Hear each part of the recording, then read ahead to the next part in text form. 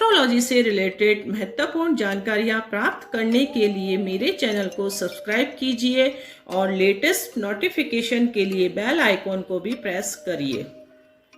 तो मैं सीमा डमन मेरे इस YouTube चैनल में आपका बहुत बहुत स्वागत करती हूँ। आज हम कुंडली के माध्यम से यह जानेंगे कि आपकी विदेश यात्रा हो पाएगी कि नहीं हो पाएगी।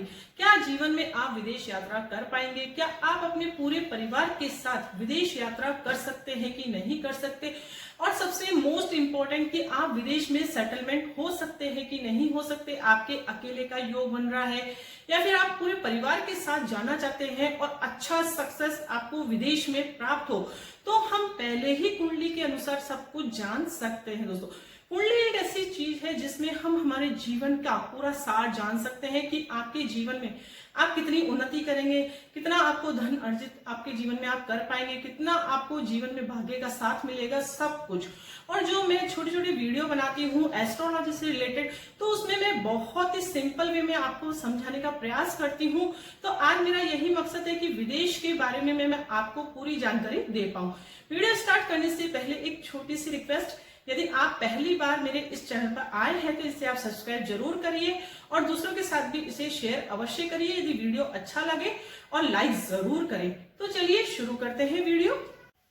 विदेश यात्रा के लिए हमें सबसे पहले कौन सा घर देखना है, बहुत ही सिंपल वे में मैं आपको समझाऊंगी, आपको बहुत अच्छे से समझ में आएगा।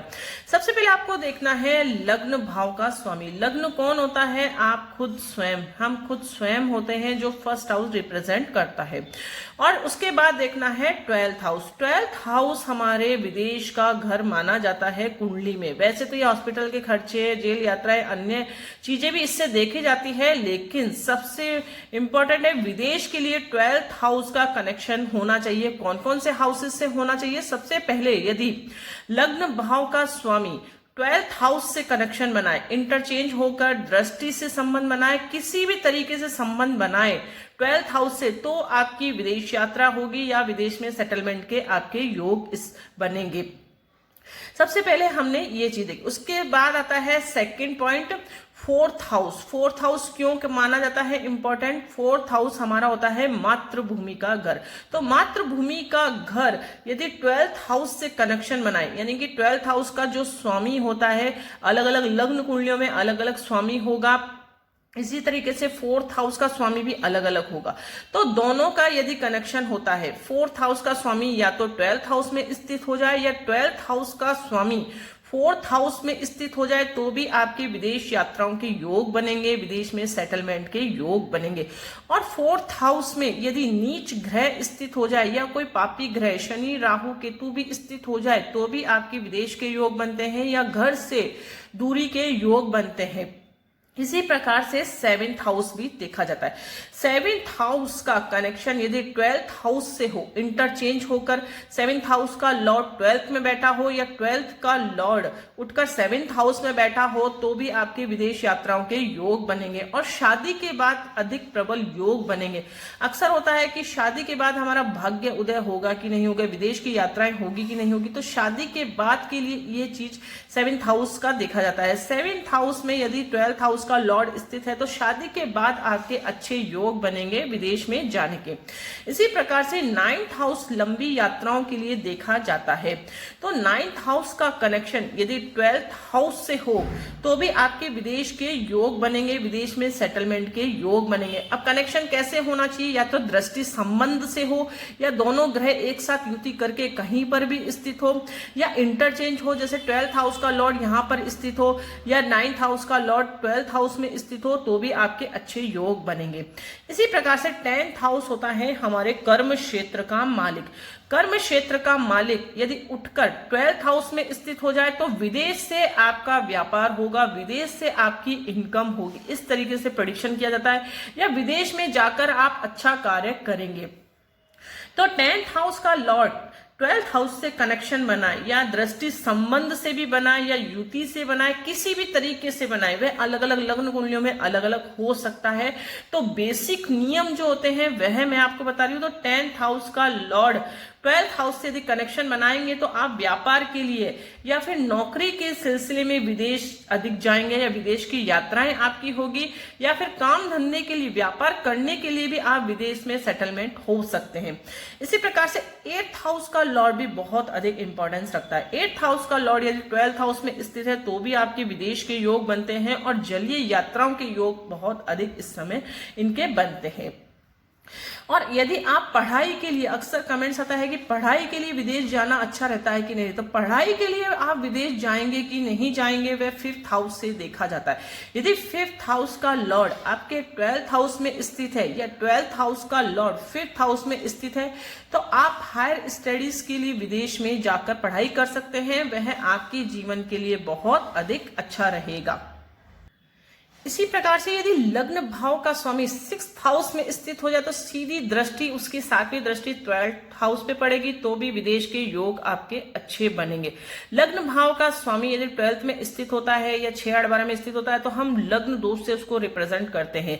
लेकिन यदि आपकी कुंडली में लग्न दोष है तो आप विदेश में जाकर सेटल होंगे तो वह आपके स्वास्थ्य के लिए भी अच्छा रहेगा, आपकी अर्निंग के लिए भी अच्छा रहेगा, और आपके भाग्य के लिए भी अच्छा रहेगा।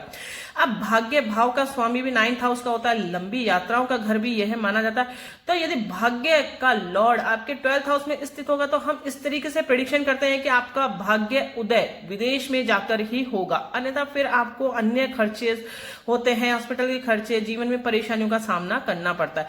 तो जो कुंडली होती है, हमारी जो बेसिक कुंडली होती है, उसको यदि हम हमारी कुंडली को जीवन के अनुरूप या हमारे जीवन को हम कुंडली के अनुरूप बना ले तो कभी भी आपके जीवन में कोई प्रॉब्लम नहीं होगी।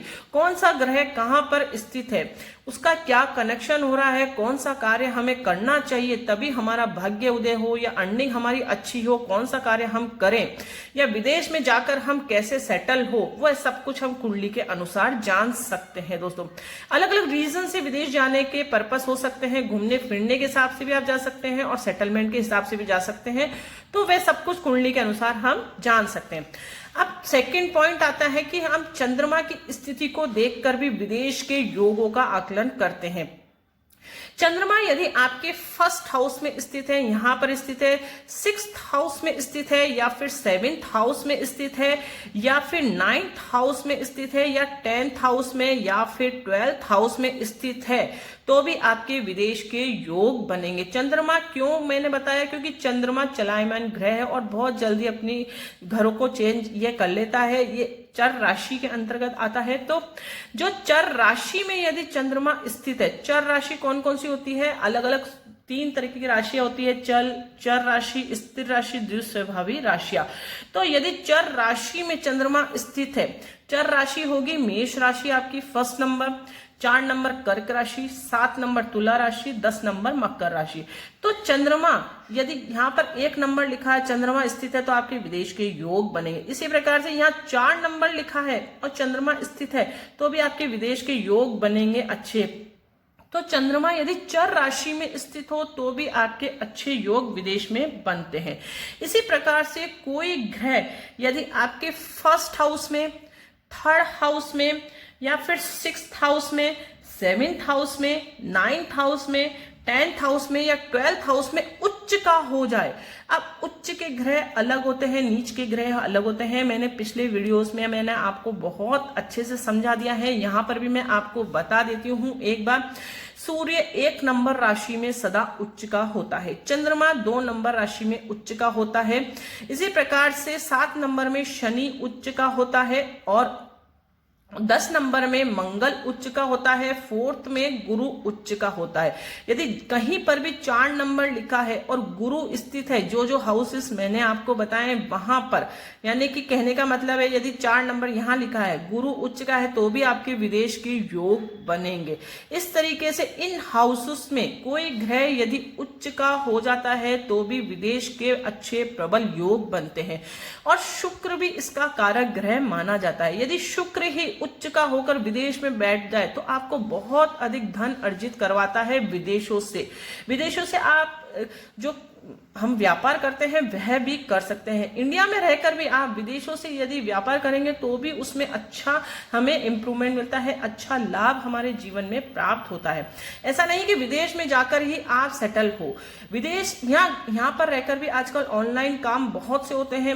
मल्टीनेशनल कंपनियों से जुड़कर आप कार्य करें, आप इंपोर्ट एक्सपोर्ट का कार्य यदि इंडिया में रहकर भी करते हैं, विदेश से आप किसी भी तरीके से कनेक्शन है और कोई ग्रह उच्च का होकर 12th हाउस में स्थित है तो भी आपको विदेश से बहुत अच्छी अर्निंग होगी। और जिन हाउसेस में मैंने आपको बताया वहां पर भी कोई ग्रह उच्च का होता है तो भी आपको अच्छे लाभ वह जातक को बहुत अधिक देता है विदेशों से। इसी प्रकार से शनि भी विदेश का कारक ग्रह माना गया है। शनि विदेश का कारक ग्रह क्यों माना गया है? क्योंकि शनि वायु तत्व राशि के अंतर्गत आता है। शनिदेव यदि आपके 9th हाउस या 12th हाउस में किसी भी राशि में स्थित है तो भी आपके विदेश के अच्छे योग बनेंगे दोस्तों। इसी प्रकार से 9th हाउस का लॉर्ड यदि 4th से कनेक्शन बनाए और जो लग्न भाव का स्वामी है वह भी 4th में स्थित हो जाए तो भी आपके विदेश में बसने के योग बनते हैं। बहुत ही सिंपल वे में हम देख सकते हैं 12th का कनेक्शन आपका कहीं ना कहीं इन हाउसेस से होना चाहिए या लग्न से होना चाहिए। दृष्टि संबंध से भी यदि 12th हाउस का कनेक्शन हो इन हाउसेस से तो आप उस पर्पस से भी आप विदेश की यात्राएं कर सकते हैं। जैसे कि 9th हाउस का लॉर्ड यदि 12th में स्थित हो गया तो विदेश की यात्राएं भी होगी, धार्मिक यात्राएं भी हो सकती है, लंबी दूरी की यात्रा भी हो सकती है। विदेश में आप सेटल होकर भी कार्य कर सकते हैं। पढ़ाई के लिए भी आप विदेश कैसे जा सकते हैं? 5th हाउस का कनेक्शन हो। इस तरीके से मैंने आपको पूरा प्रेडिक्शन करना सिखाया है कि आप कैसे देखें, कुंडली के अनुसार पहले ही जान ले। हम बहुत कोशिश करते हैं लेकिन विदेश जाना पॉसिबल ही नहीं हो पाता है, कई बार बहुत सी अड़चने आती है। तो उस समय आपको कुंडली का सहारा अवश्य लेना चाहिए कि आपके एक्चुअल में आपके योग बन भी रहे हैं कि नहीं बन रहे। आप प्रयास कर रहे हैं लेकिन कुंडली में आपके योग ही नहीं है तो विदेश आप चले भी जाएंगे कैसे भी तैसे, लेकिन वहां पर भी फिर आपको सक्सेस नहीं मिलेगी। यदि कुंडली में योग अच्छे बनते हैं तो विदेश जाते ही आपको अच्छे सक्सेस के योग बनेंगे। विदेश में भी आप अपनी प्रॉपर्टी खुद की खरीद सकते हैं, विदेश में रहकर आप अच्छा अर्निंग कर सकते हैं, धन अर्जित कर सकते हैं। सब कुछ हम हमारी कुंडली के अनुसार जान सकते हैं दोस्तों।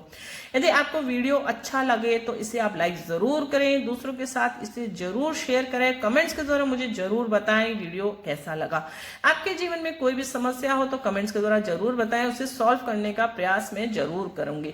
और किसी विशेष टॉपिक पर यदि आप वीडियो चाहते हैं तो उसे भी आप कमेंट्स के द्वारा मुझे बता सकते हैं। उस विशेष टॉपिक पर मैं वीडियो लाने का पूरा प्रयास करूंगी दोस्तों। तो मिलते हैं नेक्स्ट वीडियो में कोई इंटरेस्टिंग टॉपिक के साथ। तब तक के लिए thank you and bye bye.